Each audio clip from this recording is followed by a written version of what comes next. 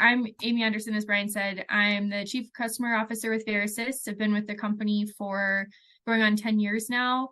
Spent a lot of that time on the operations side as well. And so I'm very familiar with not just the customer and user experience with FACIS and our data sets, but also the technical elements and how the data is integrated into some of the processes and systems that our customers are using today.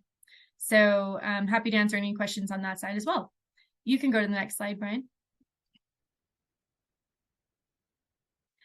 Okay, so first of all, I just want to sort of do an overview of FACIS and where we sort of live in the healthcare market and in the compliance use cases that we support today. So FACIS is primarily a data company.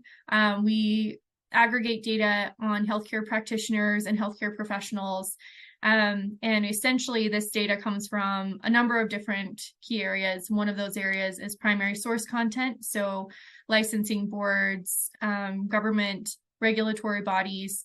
And then we have another area of our business that aggregates content based on provider reported data and network reported data, so that essentially we're able to look at a practitioner very holistically across the full life cycle of their career, everything from their credentials that they maintain, any adverse actions that are levied against them over the course of their career, as well as areas where they can add value. So things like affiliations or additional certifications that they've acquired.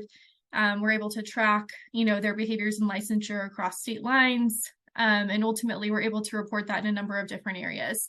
And so when we talk about innovating compliance, that's really our objective as an organization. It's leveraging that data and wrapping services and packages around that data to meet specific use cases in healthcare. So some of those use cases are transactional in nature. So things like eligibility screening, point of prescription fill screening, claims edits, that type of thing. That's truly a transactional event.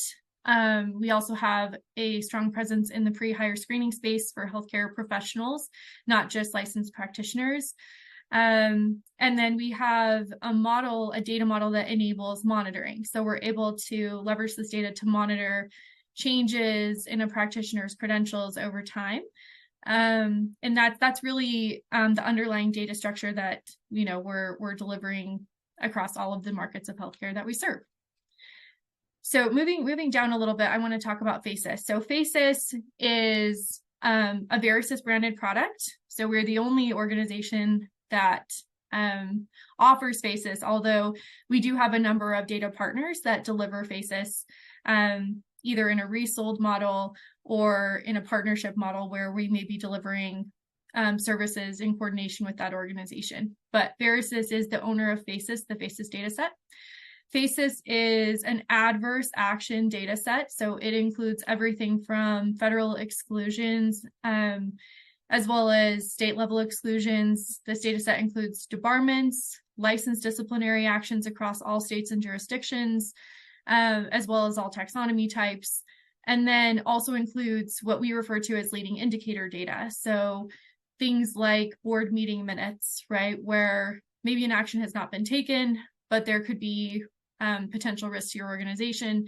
And depending on the bylaws that you have in place, you may have procedures that you follow when those things occur. And so FACIS is really meant to be not just a one-time search. It's something that is incorporated, for instance, in the background screening model. And then most organizations are doing the screen and then ongoing monitoring as well, so that any changes identified on a day-to-day basis, can be delivered. And then any process flows that you have internally for taking action against those providers or professionals can take place not in a 30-day window, that monthly monitoring cadence, but on a daily basis if that's, the compliance level that you're looking for. And then just as a more holistic view, FACIS is also the largest credentialing verification organization in the United States. So while FACIS is one data set, as I mentioned previously, we're aggregating and collecting data from, more than 5,600 sources. That data is then leveraged through technology, and we're able to deliver not just, different packages of transactional data and monitoring data, but credentials as well in a turnaround time that is extremely competitive, very fast, and allows the organizations we work with to make decisions and get, an improved time to hire or time to network. You can go to the next slide, Brian. And then again, just high level, some of the capabilities that we're able to deliver, FACIS, credentialing, which I mentioned, that ongoing monitoring, which is really unique, not just that we're able to offer monitoring, but the way in which we aggregate content and process that content makes it readily available to our customers so they can make timely decisions. They're not waiting weeks to know really critical information that may be introducing risk to their patients or to their organization financially. And then provider data services, so network management, demographics monitoring, that type of thing.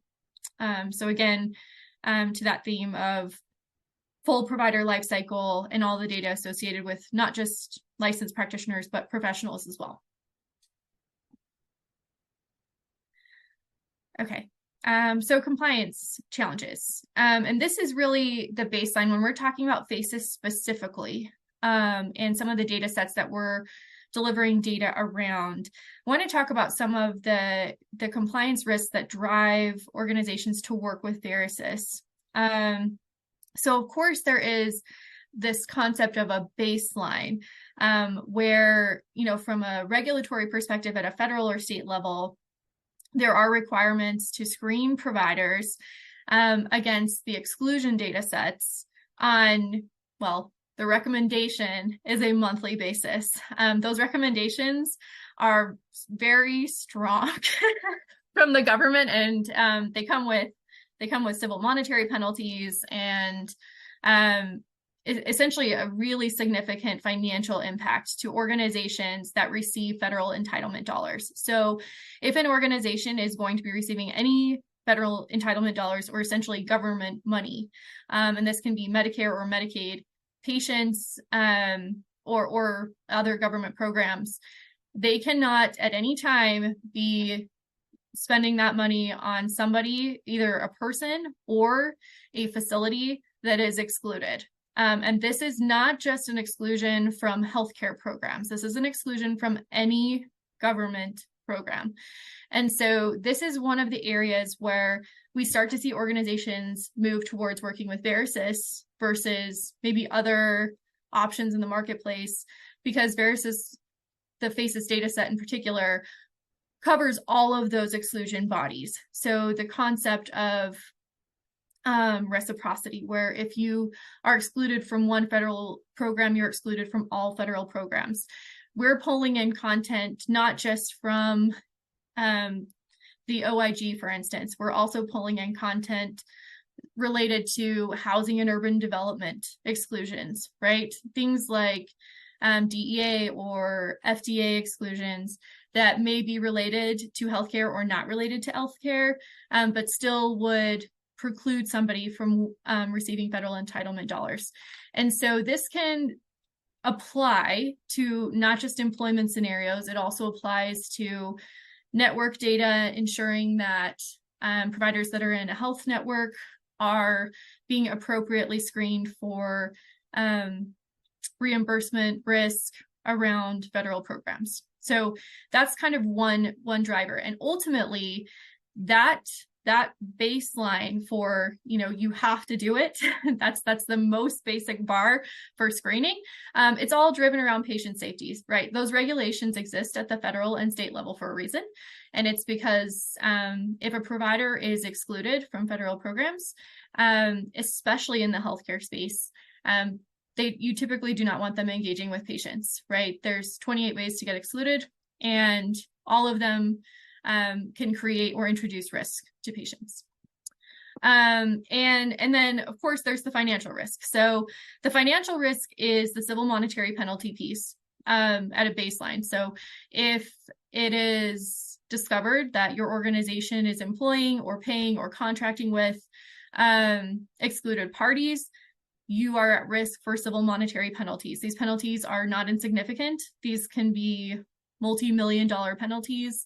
But also, if there is a pattern of paying or interacting with in a financial relationship excluded parties, your organization runs the risk of no longer receiving federal entitlement dollars. This is a major financial impact to most organizations that we're working with. And so in many cases, the organizations working with us are looking for a compliance program or a monitoring program that essentially brings that particular financial risk, right, the civil monetary penalty risk, down to zero, right? They don't have any tolerance for working with excluded parties. And so that financial risk is a key driver as well for that baseline.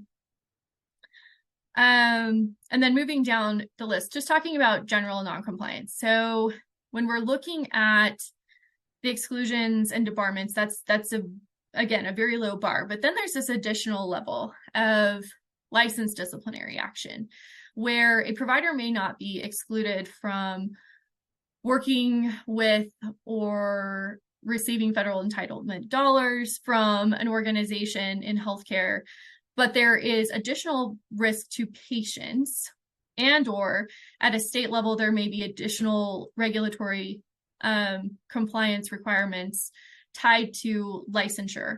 So a provider, maybe they can practice, but they can practice in a certain set of circumstances. And so their license may have an impairment or a restriction of some kind, where within a certain state, they can practice with a chaperone in the room, or they can, practice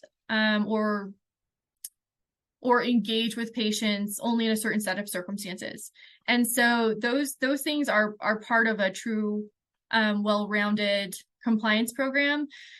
Also, for a number of the organizations we're working with, particularly those that are doing credentialing and they're meeting or working to meet standard setting organization requirements like NCQA or the Joint Commission or URAC, et cetera, there is a monitoring requirement inside of those programs. And that monitoring requirement will include not just screening for sanctions, exclusions, debarments, but all licensed disciplinary actions as well, looking for adverse events that could introduce risk to patients.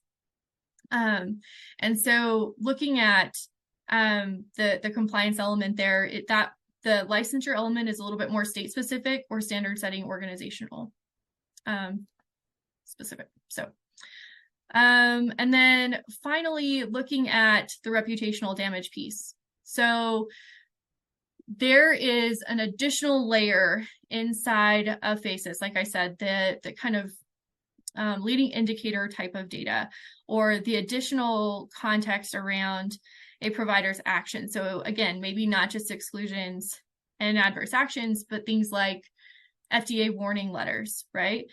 Perhaps in your organization, an FDA warning letter does not have a material impact to what a provider is doing. However, if you're working in the research space, that has a great deal of impact to your organization, right? If you see a trend of a provider receiving a lot of warning letters, you probably don't want them heavily involved in the research work that your organization is doing.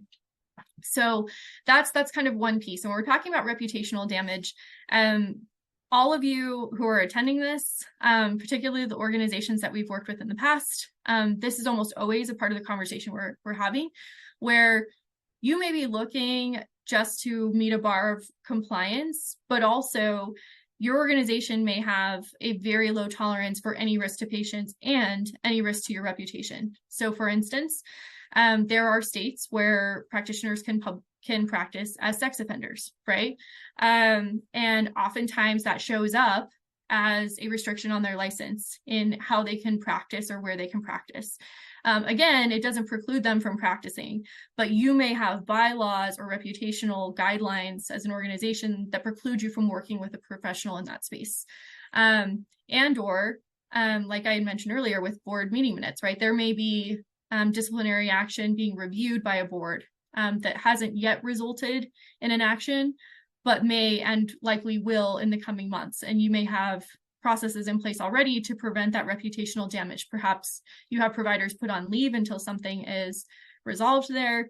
Ultimately, that's driven by each individual organization, and we've seen a number of ways this is implemented, but that reputational risk is the other key element of FACIS and the way that just generally VARISIS approaches data management and provider data.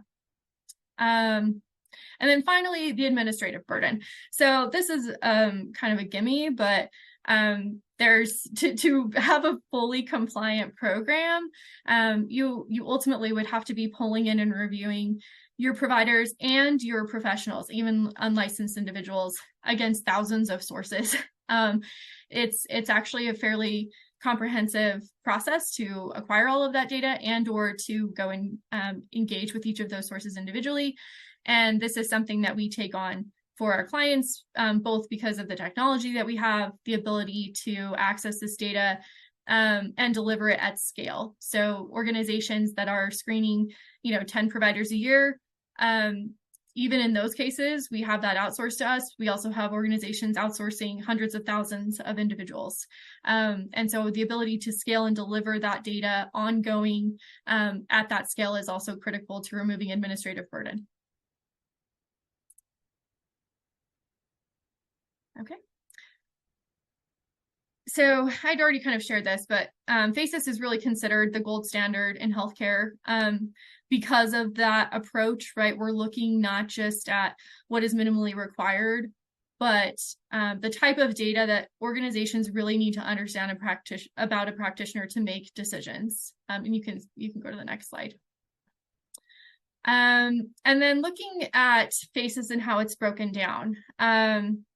So obviously we have the basics, so OIG, SAM, DEA, GSA, FDA. A couple of things I want to call out there because across the industry, we hear this fairly regularly that this is table stakes. It is. And also there are behaviors inside of these sources that we also track. A really good example of that is SAM. So SAM does publish data retroactively. So you can actually screen somebody and it can be totally clear. And then SAM publishes retroactive updates and we see a finding that comes through later where, on the date of screening wasn't there, but it's there 2 weeks later for something that already took place. And so that's something else that we account for in our processing. And when we look at our monitoring processes in particular, this is one of the value adds of FACIS and why it's critical to be looking more holistically at providers. So rather than just looking at a single point in time and what a source is saying at a single point in time, again, we're looking at the provider over their life cycle. So if we identify something has changed with that provider, our processes are set up to deliver that data to our customers, regardless of where that change occurs and or regardless of the logic behind what should be. So that's just a really good example. But I think that when we're looking at those baselines, it's also important to understand that there are variables inside of those data sets that we're also accounting for, not just at the overall federal level data, but at the individual states and the way that they report data, the licensing boards, which vary based on provider type, based on state, and also which change over time. And so those are things that we all at VARISIS spend a lot of time understanding. So it's not just that we have this database, this FACIS database that our customers are accessing. The best way to describe it is we have a database behind the database, right? Just understanding the sources, the new sources, the old sources, how they're behaving and how they're changing over time. We also have attorneys general data, the heat sources. We're looking again at those other federal level sources, like I mentioned previously, the Department of Justice, TRICARE, exclusions, FBI, most wanted list. We have all of the state level sources as well. And then looking at Medicare opt-out, Medicare opt-out is another piece that we do include as part of FACIS. Medicare opt-out is not adverse. It's really one of the only sources that's truly not adverse in FACIS. But we do include it because it is tied to the same use case that most of our customers are using FACIS for, right? If a provider opts out of Medicare, it's not an adverse event, but also they can't receive federal entitlement dollars. So a similar use case. The state Medicaid exclusion sources, this is one we get a lot of questions about. Why do we have 44? We have 44 because not every state has a Medicaid exclusion list. States do report up to the OIG, and there are states that just choose not to have their own exclusion list. I will also say that when looking at the exclusion process and the way that sources and states report up to OIG, there are often fairly significant delays in when that data is reported. And in some cases, it's never reported. So it's very critical if you're looking at even just a minimum standard of screening, that you are screening at least the federal and state level sources at any given point in time. And then finally, just looking at the procurement and debarment contracts, this is again kind of table stakes, but especially if you're working with contractors and organizations that have facility relationships or extended contractor or vendor relationships, this is something that you want to make sure you're paying attention to as well.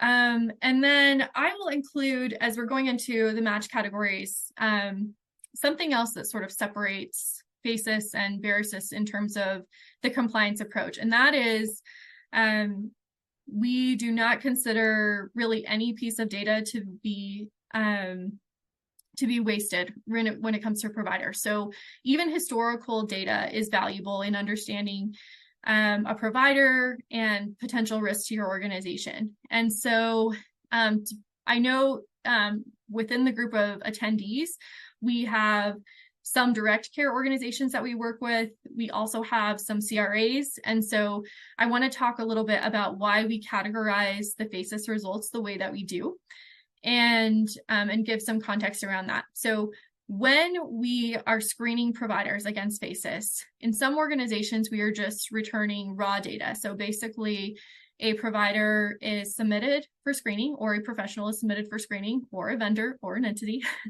of any kind. They're submitted for screening, and then what will come back based on matching logic and the processes we have around our data, will be returning possible results or likely results. And these results then need to be verified, right? To determine if there is a true match inside of that data. That process, some of our partners complete that verification process themselves. And others of our clients and partners have us complete that verification process for them. When we go through that process, we will take those possible records and determine if they are a true match to the candidate or entity submitted. And through that process, we have multiple matching points we require. We reach out directly to the primary sources. We are also leveraging additional matching processes on the technology side that just help with, seamless data matching. And then based on the findings of the record at the point in time we complete the verification, that's for our CRAs, we have the current state of the record. And this is especially relevant for adverse actions in healthcare, because adverse actions can follow a fairly long process where potentially someone their name may show up in board meeting minutes, and then ultimately it's decided an action is going to be taken against their license. And then the licensing board actually makes an update. And then in some cases, it yields an exclusion, which is a different source of data. And then that exclusion at the state level can ultimately roll up to the federal level. And there are time gaps between all of those processes. And also, the current state of the record could be this provider is excluded, right? And so that's ultimately what we're providing back as part of the verification. The first part is the John Smith in FACIS the same John Smith I have submitted? And then it is, what is the current state of that action? And then finally, just for compliance purposes, we're attaching that current state of the record, but we're also categorizing the FACIS data. And these match categories help our customers make decisions on what steps they need to take. So oftentimes in a compliance program, there are specific activities tied to these types of match categories. For instance, a category 1 or 2, which is a state or federal exclusion, essentially. These are things that cause immediate stress for compliance teams. And for many of our customers, they get our monitoring files every day. And this is the first thing they do. And if they have any category 1 or 2 providers, that kind of changes the day for them. And they have to immediately look at notifying CMS or triggering take-back processes if they've submitted claims for those excluded providers.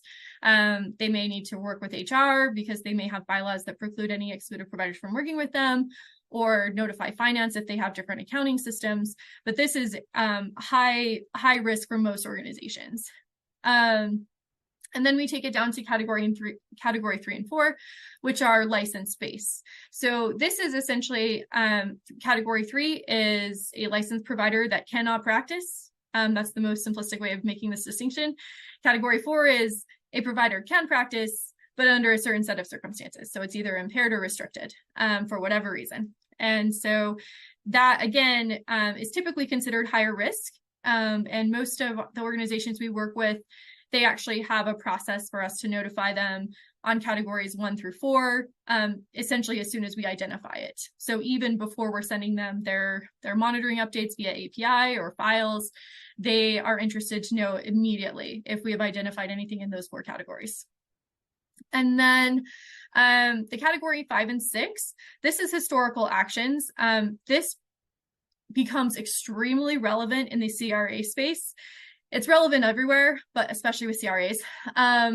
So when we're looking at historical data can be used to make decisions in a certain set of circumstances. So there are, highly paid employees with physicians. There are risk to patients, things like that. That historical data may be relevant and material to those decisions.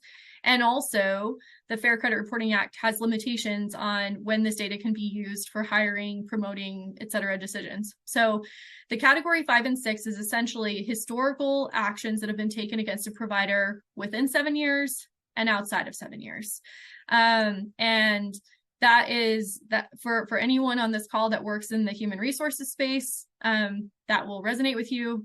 For the rest of you, you're probably glad that you don't have to deal with FCRA, but we do categorize that data so that those decisions can be made based on the use case surrounding that provider, and whether the data is being used for credentialing or it's just being used for pre-hire decisions. Were you going to say something, Brian? I was. Sorry, we got a question in there that was specific to, do you limit reporting adverse records to 7 years per FCRA, or do you take those on a case by case and ask about salary? So I think it spoke exactly to what you were saying, where we will include that information, but it's in different categories depending on if it's in the past 7 years or not. Correct. Yes. So that's exactly the driver behind the 5 and 6 categorization. So we will send it back and we'll put it in a category, and then depending on the customer that we're working with and their use case, right? Whether if it's a data analytics organization, that's a different use case than a CRA that's using the data strictly for hiring decisions, and they're able to adjust their processes based on that categorization. And thanks, Brian, for interrupting me. And because I can't see those questions. And then category 7 and category 8. Category 7 is non-adverse action. So like I was mentioning, Medicare opt-out, FDA warning letters, which are, again, not adverse. Nothing occurred with the provider, but it's still data that is relevant to making decisions around contracting or engaging with professionals in healthcare. And then finally, category 8 is a no match. So it's essentially a record that was identified initially as a potential match and ultimately was determined to be not a match to the candidate. And then you can go to the next slide. So this is data that I usually like to bring up when we're talking about FACIS and just monitoring processes in general, because I think that there is an assumption in healthcare outside of the group of people like us that work in compliance all day, every day, that, the screening is something that is regulated, it's annoying, and could not possibly yield value. I can tell you definitively that's not true. Since, we do this all day, every day at a scale of millions, I can tell you we find matches every single day, all day. It's extremely common, even with highly compliant, very compliance-focused organizations, even organizations that have very strict hiring processes. Things change over time, and it is extremely common for us to find issues in an initial population, in pre-hire screening or ongoing monitoring. So, for every 1,000 professionals we're screening against FACIS, we will statistically find 36 licenses that have an issue of some kind, 20 that are inactive, 10 that are suspended, 1 revoked, 5 restricted or impaired, or on probation. So this is statistically, this proves out even across the scale that we're talking about in the millions. We also will see 10 debarments, exclusion related hits. Some will be historical, so there may be historical exclusions, or 3 currently excluded. So when you're looking at an organization of 1,000 professionals, not just licensed professionals, but just professionals, we see this consistently. It's very pervasive. Any questions on that, or any other questions that have been raised, Brian? Yes, we did get a question. Are the match categories the same as FACIS levels that we would choose from? So I think the question is, FACIS 3 versus 1M, is that the same as the match categories? Excellent question. It is not. It is not the same. And so FACIS, when we're talking about FACIS is a massive database of adverse action. So that's the way to think about FACIS generally. And then the FACIS levels are essentially subsets of the overall FACIS database. So I always think of it like stacking cups. Those of you who use or have used in the past FACIS level 1, FACIS level 1 is federal level data only. It's no longer considered compliant, so we don't actively sell FACIS level 1 anymore. That changed with the regulatory changes years ago, but now we offer as a baseline FACIS level 1M. The M stands for Medicaid. So it's all federal level sources plus the state Medicaid level sources. So that's kind of your lowest bar screening requirement for engaging with individuals or entities that may be excluded or prohibited from receiving federal entitlement dollars. That's 1M. And then FACIS level 2 stacks on top of that, which is all of the data from FACIS level 1 plus the licensed disciplinary action from one specified state. And then FACIS level 3 is the entire data set. So that includes everything, all states, all jurisdictions, all license actions, and leading indicator data. All right. Any other questions, Brian, there? No questions right now, but once again, just want to remind everyone, please ask any questions in the Q&A or in the chat. We're happy to answer. And then we're going to do a Q&A in 5 minutes or 3 slides, whichever comes first. We'll see. I can be very talkative. Okay. So looking at, this is just some feedback from one of our partners, but our ability to find sanctions, I want to talk about that a little bit, and the approach that we take and what kind of separates the approach with FACIS in finding sanctions.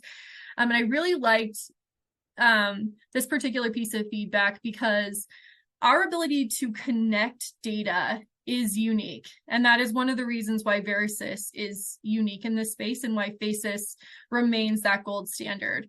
It is not just that we are able to acquire and consolidate thousands of data sources and millions of data records over time.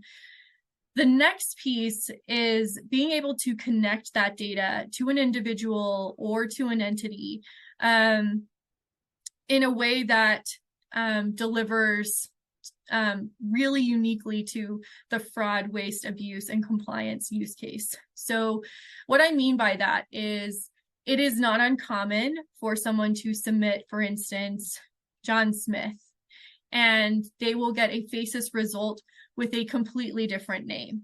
And they will wonder, well, why on earth am I receiving a result for somebody who has a different first name, different middle name, different last name?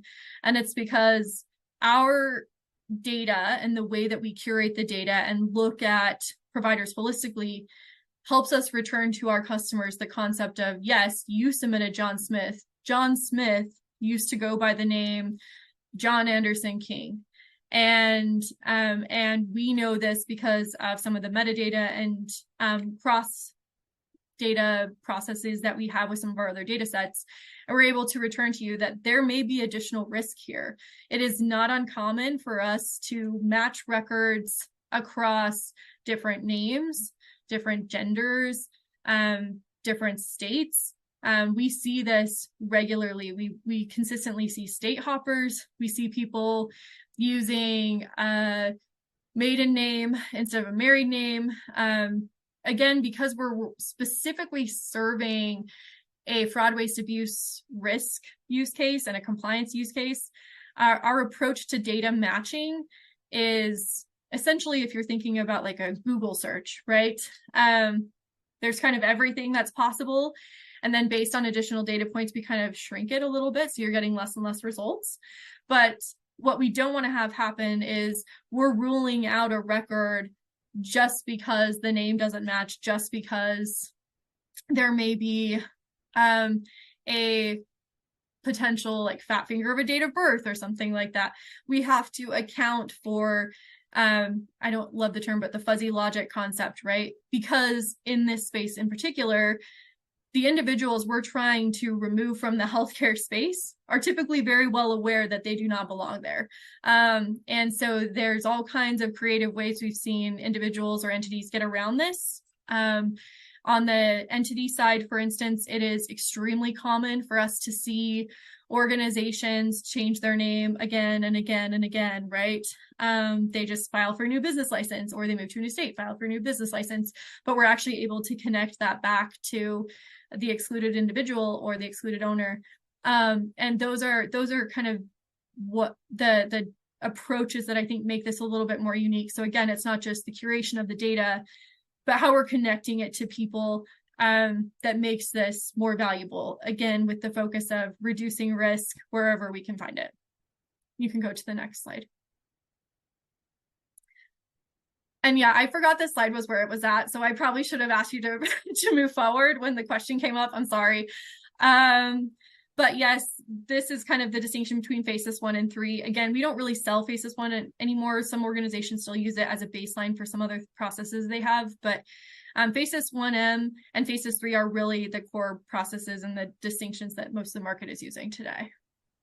We just got a question, Amy, from the chat, which is, can you compare or describe the difference between FACIS and NPDB, which I always have to go really slow on, so I just sort of jumble it and it always sounds dumb. So yeah, that's an excellent question. So FACIS is not a competitive product against NPDB. So we are regularly delivering FACIS with NPDB results. It's extremely common. And I'll tell you the distinctions there. So NPDB, at the most basic level, NPDB is a passive aggregator of data. And what that means is, even though it is supported by the government and is, driven for regulatory reasons, NPDB relies on organizations to report data up. And so they're kind of what I was talking about earlier with data delays between sources and reporting between states and OIG. Those same types of gaps exist with NPDB. So NPDB is constantly waiting for data, and once they have it, they report it.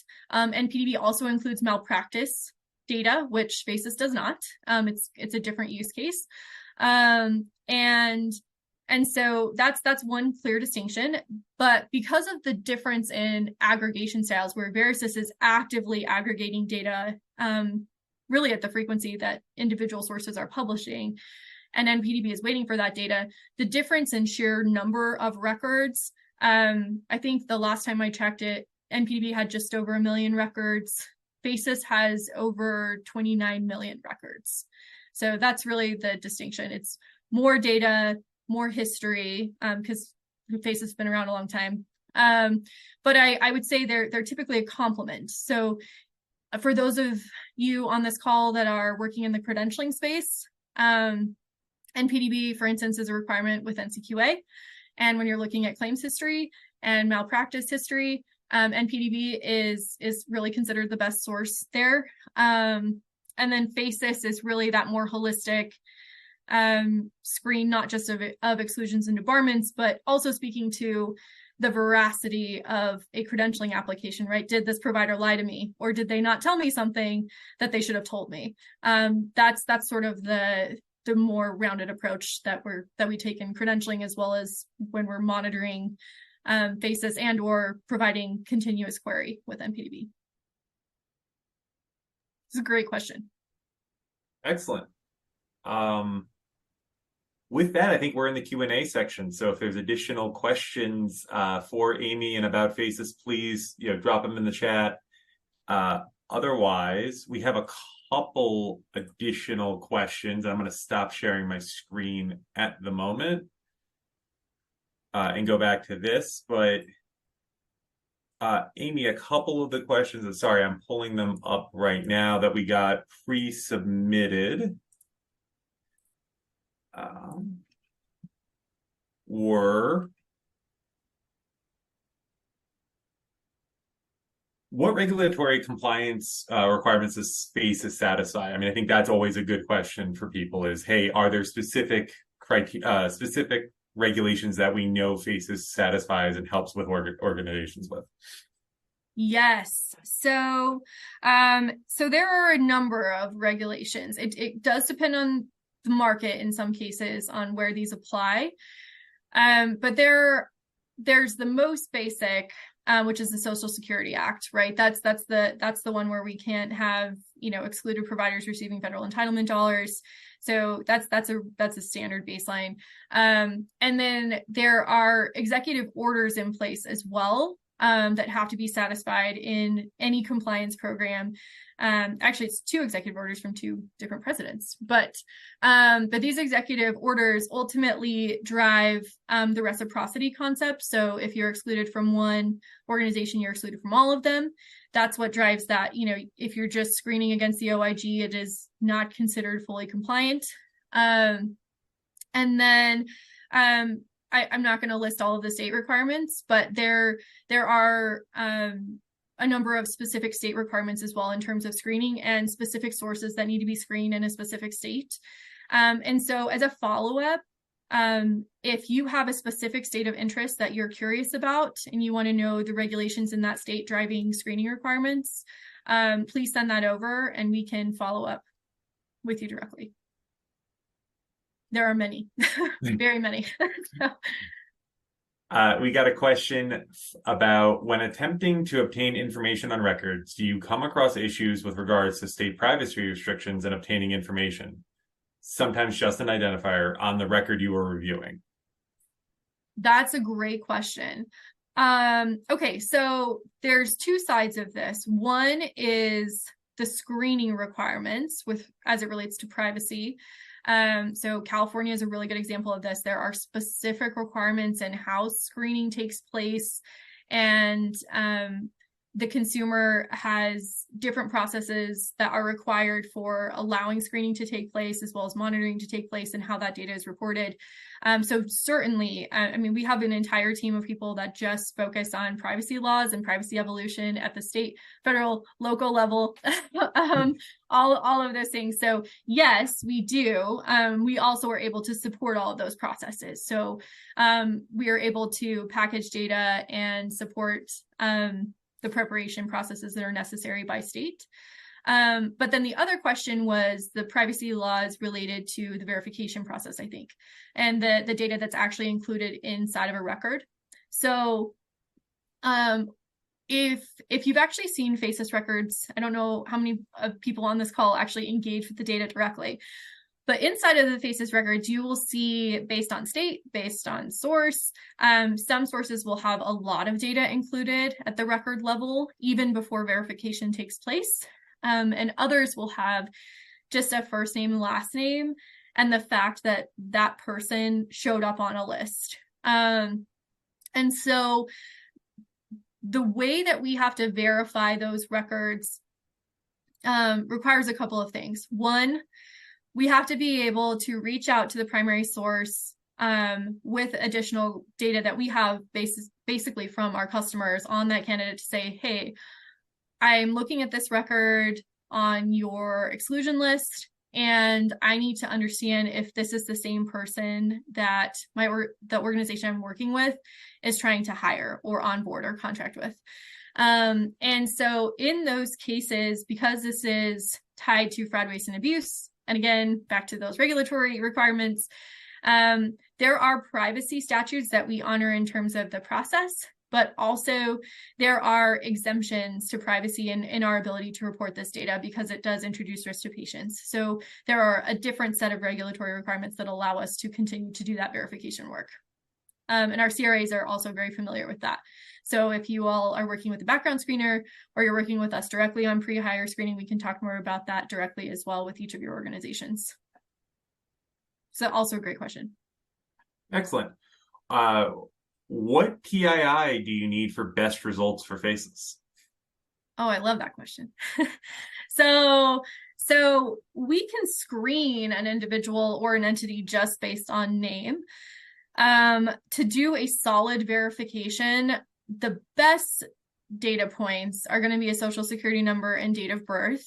NPI is also valuable, and license number is valuable. Outside of that, home address is valuable. On the entity side, a physical address versus a PO box can be extremely helpful, particularly when we are looking at, for instance, business licensure and the process I had mentioned earlier where we're connecting back potentially fraudulent businesses to their previous versions. That physical address can be extremely valuable as well. Excellent. Any other questions? Here we go. One additional question. Does FACIS run backgrounds as well? I'm assuming background screening as well. Yeah, excellent question. So FACIS as a data set is really just focused on healthcare exclusions, debarments, and disciplinary actions, licensed disciplinary actions. FACIS as an organization, we do support background checks, but we work with partners. So we actually work with some CRAs to support that as well, depending on the needs that our organizations have, whether it's background screening, supporting government checks, or supporting just supporting like pre-hire screening. But we use partners for the background check process, but we do deliver it through our platforms. Great. One additional question. Can you discuss the difference between MedCheck and FACIS 3? Yes. So great question. And there are a number of other data sets that support compliance screening, right?